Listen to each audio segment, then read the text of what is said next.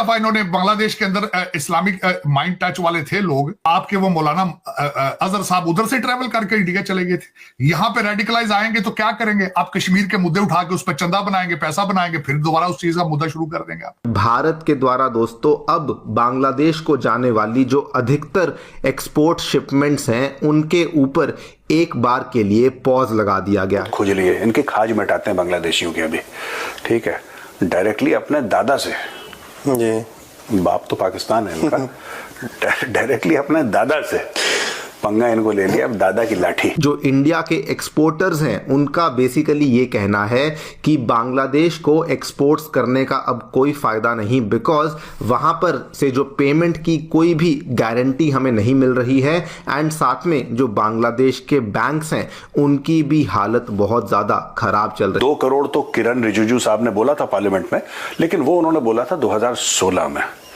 तो 8 साल बीत चुके हैं भैया।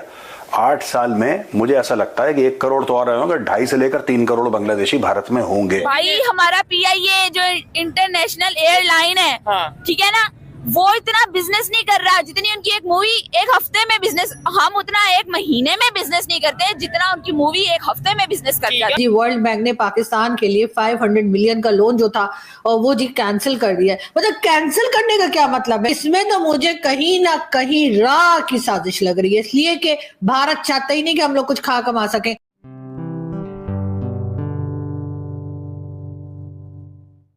दोस्तों नमस्कार, जय हिंद। निक न्यूज भारत की रिएक्शन वीडियो में आप सभी का स्वागत है। दोस्तों अब खबर निकल कर आ रही है कि भारत ने बहुत बड़ा एक्शन ले लिया है। दोस्तों भारत की 20,000 कंपनियों ने बांग्लादेश के साथ जो ट्रेड है, जो अपने प्रोडक्ट जो बांग्लादेश में भेजता था वो बंद कर दिए हैं। और दोस्तों उनका कहना है कि बांग्लादेश से पेमेंट की कोई उम्मीद नहीं है। बांग्लादेश की हालत बहुत बुरी हो चुकी है और उनके बैंक की भी हालत बहुत ही ज़्यादा खस्ता है और वहाँ से कोई पेमेंट आने की उम्मीद नहीं है।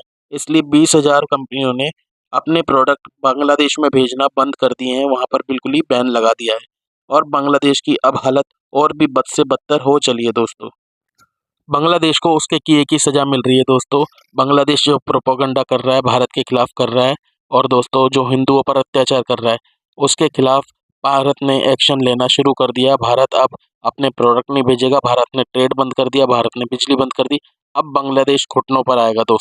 तो दोस्तों इसी टॉपिक पर चलते हैं आगे की वीडियो की तरफ। धन्यवाद। 2.5 करोड़ के आसपास, ये मेरा एस्टिमेट है। 2 करोड़ तो किरण रिजिजू साहब ने बोला था पार्लियामेंट में, लेकिन वो उन्होंने बोला था 2016 में, तो 8 साल बीत चुके हैं भैया। 8 साल में मुझे ऐसा लगता है कि 1 करोड़ तो और रहे होंगे, 2.5 से लेकर 3 करोड़ बांग्लादेशी भारत में होंगे, राइट। इनको निकालना है भारत से, इनको निकालना है। और मैं एक बात बताता हूं जी, राइट, ये जो ऑटो पार्ट्स वाले हैं जी, जिन्होंने CTI chambers of trade and CTI chambers of trade ना, chambers of trade and industry ना जी, आप ये लोग जो चीजें बनाते हैं और एक्सपोर्ट करते हैं, let us get in touch with them and let us invite them for the Chanakya dialogues conclave. पक्का सर, हमारा 28 फरवरी को कॉन्क्लेव है ना जी, बात करते हैं। देखिए गोयल साहब का ट्विटर हैंडल तो मैंने ढूंढा है, देखते हैं और डिटेल्स निकालते हैं, बताइए, और let's invite them and they have done a great job sir, great job, बहुत बढ़िया काम। सैल्यूट है सर, सैल्यूट है। और अरे यार ये धीरे धीरे सब बंद करो, ये और बंद करो, इसमें मैं चौक बांग्लादेश। भारत के द्वारा दोस्तों अब बांग्लादेश को जाने वाली जो अधिकतर एक्सपोर्ट शिपमेंट्स हैं उनके ऊपर एक बार के लिए पॉज लगा दिया गया है। और यहाँ पर जो इंडिया के एक्सपोर्टर्स हैं उनका बेसिकली ये कहना है कि बांग्लादेश को एक्सपोर्ट्स करने का अब कोई फ़ायदा नहीं, बिकॉज वहाँ पर से जो पेमेंट की कोई भी गारंटी हमें नहीं मिल रही है, एंड साथ में जो बांग्लादेश के बैंक्स हैं उनकी भी हालत बहुत ज़्यादा ख़राब चल रही है। आप लोग यहाँ पे देख सकते हैं, खबर द हिंदू बिजनेस लाइन की है, कल ही खबर सामने आई है। बताया जा रहा है कि इंडिया के जो एक्सपोर्टर्स हैं वो अब अपनी शिपमेंट्स बांग्लादेश में भेजने को लेकर बहुत ज़्यादा रिलक्टेंट हो चुके हैं, बल्कि इन्होंने ये कहा है कि ऑलरेडी हमारे जो एक्सपोर्ट्स हैं वो बहुत कम हो चुके हैं और आने वाले एक महीने में हमारे जो एक्सपोर्ट्स हैं उनमें और भी ज़्यादा गिरावट देखने को मिलने वाली है। Federation of Indian Export Organization FIEO उसके जो रीजनल चेयरमैन हैं योगेश गुप्ता जी, इन्होंने दोस्तों क्या कहा है कि एक्सपोर्ट्स जो कि भारत से बांग्लादेश की तरफ जाते थे वो अब बहुत ज़्यादा गिर चुके हैं एंड इसके पीछे मेनली जो रीज़न है वो ये है कि बांग्लादेश से अब इंडिया के एक्सपोर्टर्स को पेमेंट एश्योरेंसेस नहीं मिल रही हैं, यानी कि इंडिया से अगर कोई माल बांग्लादेश में जाता है तो बदले में एक लेटर ऑफ क्रेडिट इशू किया जाता है बांग्लादेश के द्वारा, लेकिन अब इंडियन एक्सपोर्टर्स को ये लगने लगा है कि ये वाला जो लेटर ऑफ क्रेडिट है इसको यहाँ पे ऑनर नहीं किया जाएगा, यानी कि पेमेंट समय पे नहीं आएगी, जिसकी वजह से हमारी तरफ से बांग्लादेश को जाने वाले जो एक्सपोर्ट्स हैं वो अब बहुत ज़्यादा यहाँ पे गिर चुके हैं। मैं आपसे ये करूंगा कि जहां पे भी आपको मालदा वाला दिखे कि मैं मालदा से आया हूं, अगर आपका कोई बंगाली दोस्त है पहले उससे आइडेंटिटी वेरीफाई करें। मालदा वाले में आपको उनकी बंगाली से समझ में आ जाएगा कि ये बांग्लादेशी है कि नहीं। सही है सर? बिल्कुल सही है, बिल्कुल सही है। और उनको कभी भी अपने घर में कोई काम नहीं देना है, कुछ नहीं, उनको भूखे मरने दो। हाँ, इनको बहुत खुजली है ना कि मंदिर तोड़ेंगे, बहुत खुजली है, इनकी खाज मिटाते हैं बांग्लादेशियों की अभी। ठीक है, डायरेक्टली अपने दादा से, जी बाप तो पाकिस्तान है इनका, डायरेक्टली अपने दादा से पंगा इनको ले लिया, अब दादा की लाठी।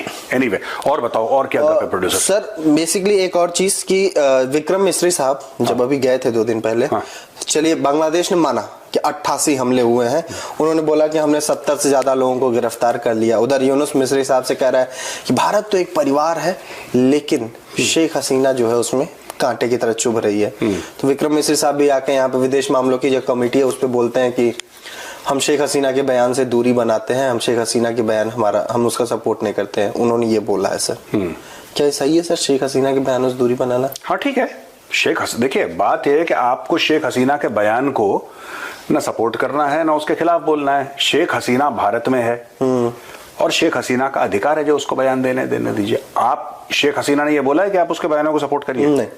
और इसको लेकर बल्कि इन्होंने ये भी बताया कि RBI इन चीज़ों को लेकर बहुत ज़्यादा सख्त है। मान लीजिए कि इंडिया से कोई आइटम है जो कि बांग्लादेश में भेज दी गई है, लेकिन बदले में अगर उसकी पेमेंट नहीं आई है तो पहले तो पेमेंट का नुकसान तो इंडिया के एक्सपोर्टर को होगा ही होगा, लेकिन उसके साथ में जो इंडिया का एक्सपोर्टर है इसके ऊपर जो फेमा कानून है ये भी लग सकता है कि ऐसी कौन सी आइटम है जो कि आप वहां पे भेज रहे हैं जिसके बदले में आप पेमेंट नहीं ले रहे। RBI इस चीज़ को लेकर बहुत सख्त है और इस चीज़ को लेकर जो शक है वो कहीं ना कहीं इंडिया के एक्सपोर्टर्स पर ही आ सकता है और इसीलिए जो इंडिया के एक्सपोर्टर्स हैं वो शिपमेंट्स नहीं भेजना चाहते हैं। एक बहुत बड़ा डर आ चुका है कि हम लोग जो हैं वो शिपमेंट्स को बांग्लादेश में अब नहीं भेजेंगे। नाउ क्वेश्चन ये आता है कि सडनली हमें ये देखने को क्यों मिला। देखिए बांग्लादेश में पॉलिटिकल क्राइसिस तो हम लोग जानते ही हैं, काफ़ी लंबे टाइम से चल रही है।